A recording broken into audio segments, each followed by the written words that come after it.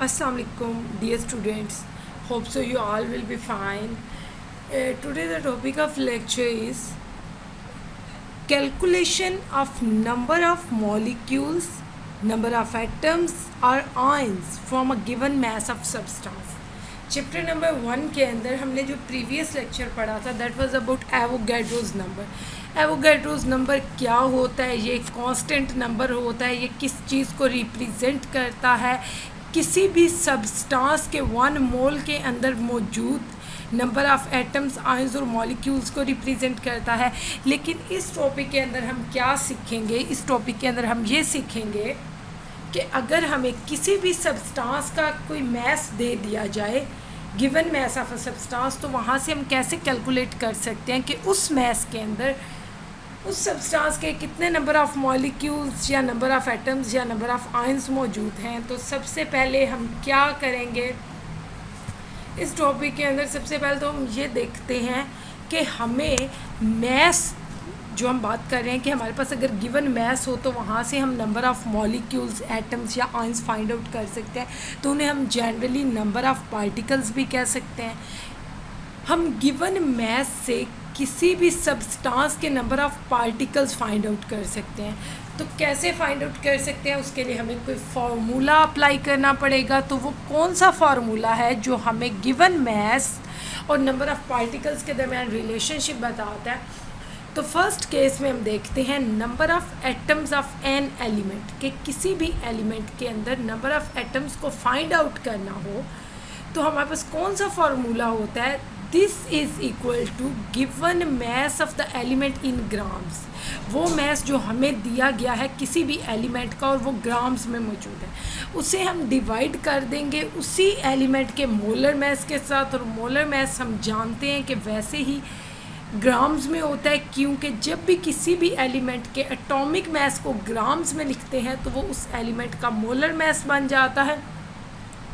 तो यहाँ पे एक्चुअली हम ले रहे हैं मोलर मैस एलिमेंट का, जिसे हम एटॉमिक मैस इन ग्राम्स भी कहते हैं, और मल्टीप्लाई करेंगे इसे एवोगैड्रोज नंबर के साथ एन ए से, जिसे रिप्रेजेंट किया जाता है।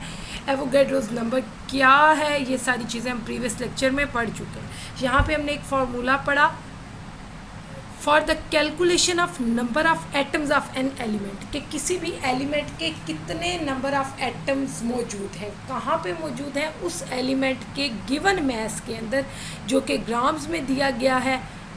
तो हमने क्या चीज़ यूज़ की, उस गिवन मैस को यूटिलाइज़ किया, उस एलिमेंट के मोलर मैस को यूटिलाइज़ किया और एवोगैड्रोज नंबर को, और उसकी मदद से नंबर ऑफ़ एटम्स एलिमेंट के फाइंड आउट किए। इसी तरह से अगर हमें किसी मॉलिक्यूल, किसी कंपाउंड के अंदर मौजूद नंबर ऑफ़ मॉलिक्यूल्स के बारे में पूछा जाए तो हम क्या करेंगे, उस कंपाउंड का गिवन मैस लेंगे और उसे डिवाइड कर देंगे मोलर मैस ऑफ कंपाउंड के साथ और मल्टीप्लाई करेंगे एवोगैड्रोज नंबर के साथ। इसी तरह से अगर हमें किसी आयोनिक स्पीशी के अंदर number of ions find out करने हो तो भी हम क्या करेंगे, आयन का गिवन मैस लेंगे जो कि किसी भी सैंपल के अंदर हमें दिया गया होता है। गिवन मैस आयन का उसे डिवाइड करेंगे मोलर मैस ऑफ आयन से और मल्टीप्लाई करेंगे एवोगैड्रोज नंबर से। अब हर दफ़ा ज़रूरी नहीं कि डायरेक्टली हमें ionic mass, given mass of ion जो है वो हमारे पास मौजूद हो। कभी कभार हमारे पास पूरी आयोनिक सब्सटेंस का मैस होता है और उसमें से हमने सेपरेटली आयंस का मैस खुद फाइंड आउट करना होता है, वो भी हम फाइंड आउट करेंगे।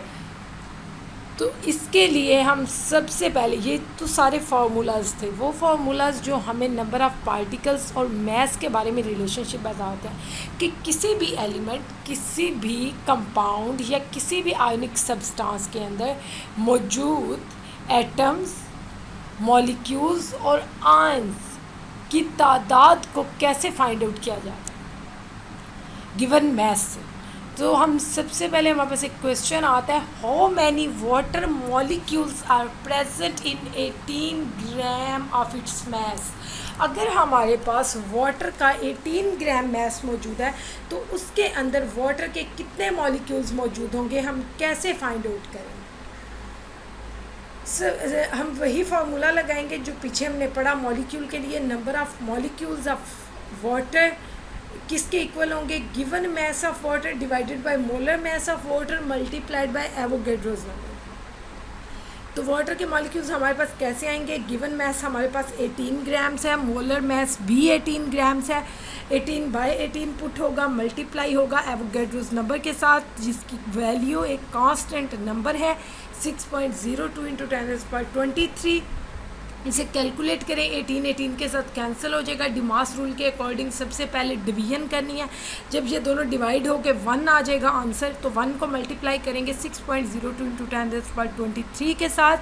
हमारे पास वाटर के नंबर ऑफ़ मॉलिक्यूल्स कितने आ जाते हैं? 6.02 इंटू 10⁻23। लेकिन अगर हमें वाटर के अंदर मौजूद हाइड्रोजन के एटम्स की तादाद फाइंड आउट करनी हो, तो हम क्या करेंगे? क्योंकि हमें पता है कि हाइड्रोजन हमारे पास वाटर के फार्मूला के अंदर H2 की फॉर्म में मौजूद है, मतलब 2 हाइड्रोजन है। तो हम क्या करेंगे? 1 मोल के अंदर हमारे पास 2 मोल हाइड्रोजन एटम मौजूद है। वाटर के 1 मोल के अंदर हमारे पास 2 मोल हाइड्रोजन एटम मौजूद होते हैं। तो 2 जो है जब हमारे पास नंबर ऑफ़ मोल्स, क्योंकि हमारा फार्मूला क्या कह रहा है यहाँ पे देखें, ये जो आपने कैलकुलेशन की है given mass divided by molar mass, actually इस डिवीजन के नतीजे में हमारे पास आता क्या है? Number of moles. तो यहाँ पे वाटर के नंबर ऑफ़ मोल्स 1 आए थे, तो 1 मल्टीप्लाई हुआ था एवोगैड्रोस नंबर के साथ। इसी तरह से अगर हम हाइड्रोजन के नंबर ऑफ़ मोल्स देखें, तो 1 मोल वाटर के अंदर क्योंकि 2 मोल हाइड्रोजन एटम्स मौजूद होते हैं, तो हमारे पास यहाँ पे वैल्यू होगी 2 को हम मल्टीप्लाई करेंगे 6.02 इंटू 10⁻23 के साथ। तो हमारे पास क्योंकि वाटर हाइड्रोजन के 2 मोल्स हैं और ये एवोगैड्रोस नंबर के साथ मल्टीप्लाई होंगे, जब number of moles Avogadro's number के साथ मल्टीप्लाई होते हैं तो हमारे पास नंबर ऑफ़ एटम्स आ जाते हैं वो हाइड्रोजन के केस में। इसी तरह से अगर हम ऑक्सीजन के नंबर ऑफ़ एटम्स की बात करें, तो क्योंकि वाटर के 1 मोल के अंदर मीन्स 18 ग्राम वाटर के अंदर, 18 ग्राम वाटर का क्या मतलब है कि वाटर का 1 मोल, क्योंकि 18/18 हुआ इसका, तो यहाँ से आंसर आया 1। इसका मतलब है कि 18 ग्राम क्या था? गिवन मास था, और 18 ग्राम ही मोलर मास है। तो यहाँ पे वाटर के नंबर ऑफ़ मोल्स कितने हैं? 1। आपने हर दफ़ा ये नहीं देखना कि 1 मोल ऑफ वाटर के अंदर, यहाँ पे तो 18 ग्राम मास था ना, तो यहाँ पे 1 मोल है वाटर का, तो 1 मोल वाटर के अंदर 1 मोल ऑक्सीजन एटम मौजूद होते हैं। तो 1 मल्टीप्लाई होगा एवोगैड्रोस नंबर के साथ, और उसके नतीजे में हमारे पास ऑक्सीजन के नंबर ऑफ़ एटम्स आ जाएंगे। लेकिन ये याद रखें कि इस क्वेश्चन का सॉल्यूशन तो ये था जो आपको दे दिया गया, लेकिन अगर आपके पास गिवन मास चेंज हो जाए, मीन्स 18 की बजाय 36 ग्राम वाटर का मास दे दिया जाता, तो आपने क्या करना था? 36 को डिवाइड करना था 18 से, क्योंकि मोलर मास तो हमेशा सेम रहता है, एक कांस्टेंट क्वांटिटी है मोलर मास। तो हमारे पास वाटर का मोलर मास 18 है, जब हम 36 को 18 से डिवाइड करते हैं तो हमारे पास आंसर आ जाता है 2। इसका मतलब है कि हमारे पास 2 मोल वाटर है, और 2 मोल वाटर के अंदर 2 मल्टीप्लाइड बाय 6.02 इंटू 10⁻23 होना था, जहाँ से वाटर के मॉलिक्यूल्स फाइंड आउट करने थे। इसी तरह से अगर वाटर के 2 मोल होंगे तो उसके अंदर मौजूद हाइड्रोजन एटम्स की तादाद फिर 4 हो जाएगी, तो यहाँ पे 4 से मल्टीप्लाई होना था अगर यहाँ पे 36 वैल्यू होती तो 4, क्योंकि वाटर के 2 मोल्स के अंदर, वो 2 मोल्स का क्या मतलब है? 2H2O, तो 2 मोल वाटर के अंदर 4 मोल हाइड्रोजन एटम्स मौजूद होते हैं, तो 4 ने मल्टीप्लाई होना था एवोगैड्रोस नंबर के साथ। ऑक्सीजन भी उस केस में फिर 2 हो जाने थे, 2 मोल हो जाने थे ऑक्सीजन एटम, तो 2 ने मल्टीप्लाई होना था एवोगैड्रोस नंबर के साथ। मींस अगर यहाँ पे क्वांटिटी डबल हो जाती है तो हर फिगर डबल हो जाएगा। ये आंसर भी हमारे पास 2 से मल्टीप्लाई होके आएगा, मींस ये वाली वैल्यू 2 से मल्टीप्लाई होने के बाद आएगी। ये वाली वैल्यू अब यहाँ पे 2 से मल्टीप्लाई हो रही है तो ये 4 से मल्टीप्लाई होगी, और ये वैल्यू जो 1 से मल्टीप्लाई हो रही है ये 2 से मल्टीप्लाई होगी। तो इस तरह से 2 मोल वाटर के अंदर हम वाटर के नंबर ऑफ़ मॉलिक्यूल्स, हाइड्रोजन के नंबर ऑफ़ एटम्स और ऑक्सीजन एटम्स को फाइंड आउट करेंगे। तो हमारा नेक्स्ट क्वेश्चन क्या है? नेक्स्ट क्वेश्चन है हमारा, how many sulphuric acid molecules are present in 98 gram of its mass. अगर हमें 98 ग्राम सल्फ्यूरिक एसिड का मास दे दिया जाता है तो हम उसके अंदर से सल्फ्यूरिक एसिड के मॉलिक्यूल्स फाइंड आउट करेंगे। उसी फार्मूला से number of molecules of a sulphuric acid किसके नंबर, एक सल्फ्यूरिक एसिड के नंबर ऑफ मॉलिक्यूल्स कितने होंगे, given mass of sulphuric acid divided by molar mass of sulphuric acid और मल्टीप्लाइड बाय एवोगैड्रोस नंबर। तो गिवन मास क्या है sulphuric acid का 98 ग्राम्स, मोलर मास भी सल्फ्यूरिक एसिड का है 98 ग्राम्स। ये दोनों डिवाइड होंगे आपस में, मल्टीप्लाई करेंगे आप एवोगैड्रोस नंबर से। ये जब कैलकुलेशन करेंगे number of molecules of sulphuric acid तो 98 बाई 98 1 हो जाएगा, 1 multiplied by Avogadro's number means आपके पास सल्फ्यूरिक एसिड के number of molecules Avogadro's number के बराबर आएंगे 6.02 इंटू 10⁻23। ऐसा क्यों हुआ? क्योंकि आपके पास जो गिवन मास था स्टेटमेंट के अंदर वो मोलर मास के इक्वल है बिल्कुल। तो given mass by molar mass जब आप कैलकुलेट करेंगे तो हमारे पास 1 आ जाता है। इसका मतलब है गिवन मास और मोलर मास को जब आप डिवाइड करते हैं तो आपके पास एक्चुअली नंबर ऑफ मोल्स आ जाते हैं। तो यहाँ पे सल्फ्यूरिक एसिड के नंबर ऑफ मोल ही 1 है। तो जब सल्फ्यूरिक एसिड का 1 मोल मौजूद है तो सल्फ्यूरिक एसिड के 1 मोल के अंदर कितने मॉलिक्यूल्स होंगे सल्फ्यूरिक एसिड के, एवोगैड्रोस नंबर के बराबर। This is 6.02 into 10⁻23। इसी तरह से अगर हम हाइड्रोजन एटम्स की बात करें और सल्फ्यूरिक एसिड का फार्मूला देखें तो इसके अंदर हम देख सकते हैं कि हाइड्रोजन एटम्स कितने हैं। सल्फ्यूरिक एसिड का फार्मूला है H2SO4। तो सल्फ्यूरिक एसिड के 1 मोल के अंदर हाइड्रोजन एटम के 2 मोल्स मौजूद हैं H2 सल्फ्यूरिक एसिड के फार्मूला के अंदर। तो हम 2 को मल्टीप्लाई करेंगे एवोगैड्रोस नंबर के साथ जिससे हमारे पास हाइड्रोजन के नंबर ऑफ एटम्स जो कि 1 मोल सल्फ्यूरिक एसिड के अंदर मौजूद हैं वो आ जाएंगे।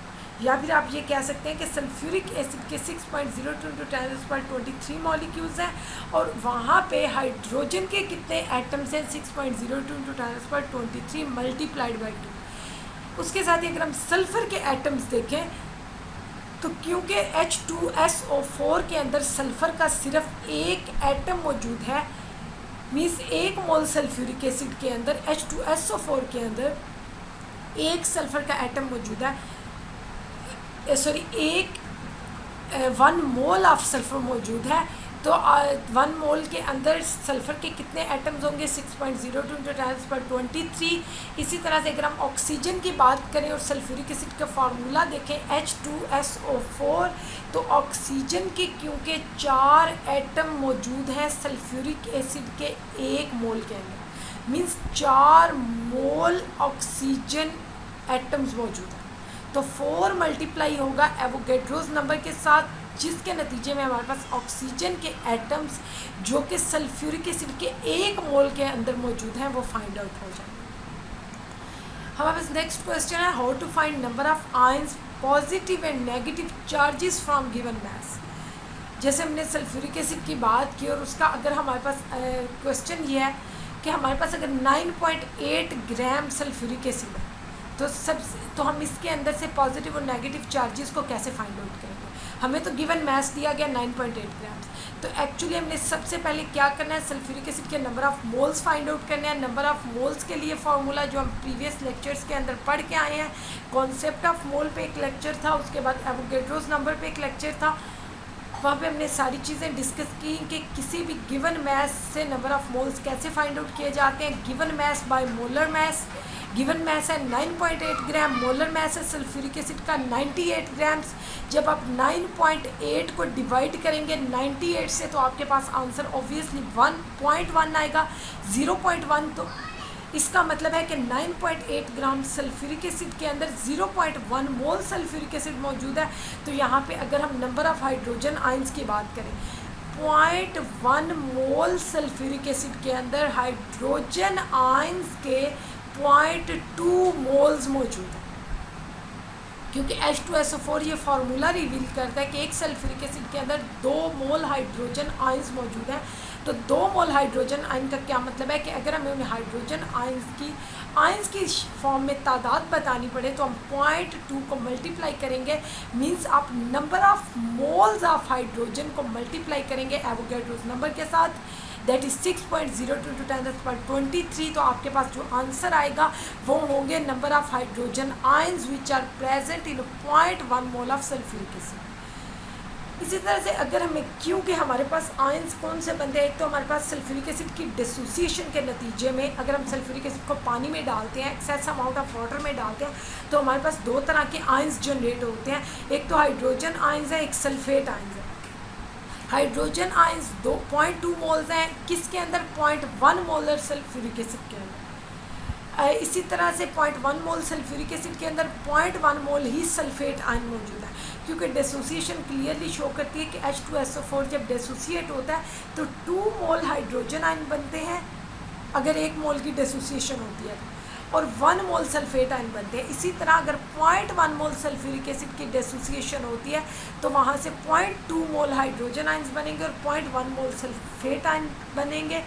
तो हम इन मोल्स को, इन नंबर ऑफ़ मोल्स को एवोगैड्रोस नंबर के साथ मल्टीप्लाई करते हैं और हमारे पास नंबर ऑफ़ हाइड्रोजन आयंस और नंबर ऑफ़ सल्फेट आयंस आ जाते हैं। लेकिन नेक्स्ट फॉर्म में हम क्या करते हैं, हम कहते हैं कि टोटल पॉजिटिव चार्जेस कितने हैं उस सॉल्यूशन के अंदर। तो क्योंकि 2 हाइड्रोजन है और दोनों हाइड्रोजन पे +1 चार्ज है, तो 0.2 मोल हाइड्रोजन पॉजिटिव आयंस भी मौजूद हैं, पॉजिटिव चार्जेस मौजूद हैं, कितने हैं 0.2 मोल। क्योंकि अभी हमने क्या बात की कि अगर हम 0.1 मोल सल्फ्यूरिक एसिड को डिसोसिएट करते हैं तो हमारे पास 0.2 मोल हाइड्रोजन आयंस बनते हैं। तो 0.2 को जब आप मल्टीप्लाई करेंगे एवोगैड्रोस नंबर के साथ तो आपके पास टोटल पॉजिटिव चार्जेस की तादाद आ जाएगी। अगर टोटल नेगेटिव चार्जेस की बात करें तो क्योंकि एक सल्फेट के ऊपर SO4 2 नेगेटिव, एक सल्फेट के आयन के ऊपर, जैसे हमने यहाँ पे कहा कि 0.1 मोलर सल्फेट आयन है, 0.1 मोल सल्फेट आयन का मौजूद है, तो इस 0.1 मोल के ऊपर क्योंकि हर सल्फेट पे -2 चार्ज होता है, तो अगर हमारे पास 0.1 मोल सल्फेट आयन्स होते हैं तो उनके ऊपर मौजूद नेगेटिव चार्जेस की तादाद 0.2 मोल होगी। तो 0.2 मोल को जब आप एवोगैड्रोस नंबर के साथ मल्टीप्लाई करेंगे तो आपके पास टोटल नंबर नेगेटिव चार्जेस का आ जाएगा। मीन्स अब हम यहाँ से क्या फाइंड कर सकते हैं, हम यहाँ से एक और चीज़ भी फाइंड कर सकते हैं, that is the mess of ion. तो हम ये देखते हैं कि हमारे पास अगर 2 हाइड्रोजन आयंस हैं तो उनका टोटल मैस सिस्टम के अंदर कितना है। एक हाइड्रोजन आयन का मैस होता है 1.008 ग्राम्स। अब इस वैल्यू को जब 0.2 मोल के साथ मल्टीप्लाई करेंगे, क्योंकि 0.1 मोल सल्फ्यूरिक एसिड की डिसोसिएशन के नतीजे में 0.2 मोल हाइड्रोजन आयंस बनते हैं, तो जब आप 0.2 के साथ मल्टीप्लाई करेंगे इस atomic molar mass of hydrogen को, तो आपके पास टोटल मैस आ जाएगा H पॉजिटिव आयंस का। इसी तरह से अगर आप सल्फेट आयन की बात करते हैं तो सल्फेट आयन का मैस होता है 96 ग्राम्स। लेकिन इस मिक्सचर के अंदर क्योंकि 96 ग्राम मैस तो किसके लिए था, 1 मोल ऑफ सल्फेट के लिए, लेकिन यहाँ पे सल्फ्यूरिक एसिड टोटल कितना है 0.1 मोल। जब सल्फ्यूरिक एसिड 0.1 मोल है तो यहाँ पे सल्फेट आयन कितने होंगे 0.1 मोल। तो 0.1 मोल के अंदर तो 96 ग्राम मैस हो नहीं सकता, क्योंकि 96 ग्राम मैस है पूरे मोल 1 मोल सल्फेट आयन का। तो हम क्या करेंगे, 96 को 0.1 से मल्टीप्लाई करेंगे, जिससे हमारे पास आंसर आएगा 9.6 ग्राम्स। तो वो हमारे पास होगा टोटल मैस सल्फेट आयंस। तो इसी के साथ हमारा आज का लेक्चर ख़त्म हुआ। इस टॉपिक के अंदर हमने चार्जेस को फाइंड आउट किया, चार्जेस के साथ साथ आयंस के मैस को फाइंड आउट किया, नंबर ऑफ़ मोल्स को फाइंड आउट किया गिवन मैस से, और इसके साथ हमने क्या किया, given number of moles find out किए, number of atoms find out किए, number of ions find out किए, चार्जेस फाइंड आउट किए, ये सारी चीज़ें। और इसी के साथ हमारा आज का लेक्चर ख़त्म हुआ। अगर आपको लेक्चर पसंद आए तो अपने फ्रेंड्स के साथ ज़रूर शेयर करें और चैनल को सब्सक्राइब करना मत भूलिएगा। Wish you best of luck. अल्लाह हाफ़िज़।